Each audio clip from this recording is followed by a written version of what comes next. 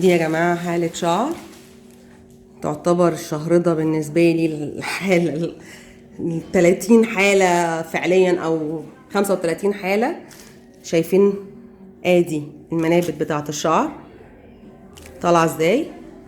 هي عملت فورمالين، مش هنقول بروتين ولا كرياتين، عملت فورمالين وقع لها شعرها، عمل لها فراغات اهي. شايفين الفراغات اللي في ناس كتيرة بتهاجم وبتقول دي ثعلبة ودي مش فراغات. ده التأثير بتاع، شايفين عاملة ازاي.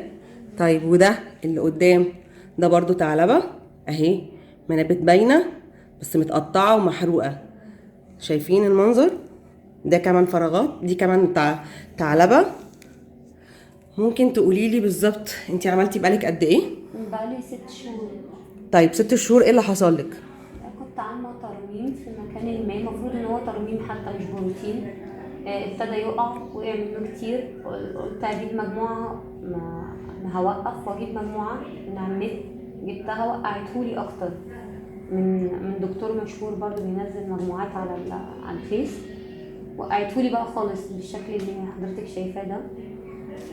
طيب قولي لي. كان هو اصلا وقع، يعني هو اوريدي كان لسانه وقع من قدام، بالذات من قدام. شايفين المنظر يا جماعه من قدام؟ بس انا شايفين فروه راس ده كده وهي بتعالج عشان بيبي هير يطلع. شايفين المنظر؟ بتعالجي بقالك قد ايه؟ بقالي 3 شهور حمامات زيوت.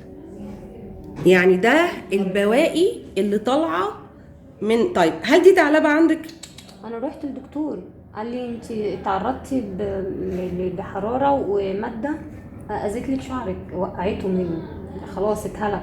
اتهلك من الجذور نفسها، عملت حرق للبصيله. لكن ما قالش ثعلبه دي خالص، بالعكس انا عندي منابت الشعر طالعه. يا جماعه نتيجه الماسك الجيلاتين بالأعشاب البرازيلية البحرية، العلاج 200% فرد زي ما انتوا شايفين، 100%. شايفين الجذور؟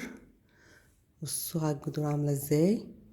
الشعراية الحمد لله مفيش تساقط خالص اهي، بنشد جامد مفيش تساقط اهو. بصوا، ودي القصة اللي كانت الشعر محروق، بصوا بقت عاملة ازاي. شايفين من قدام كثافة والتقل اهي، الفراغات مفيش. شايفين الفوليوم بتاع الشعراية وتقلها.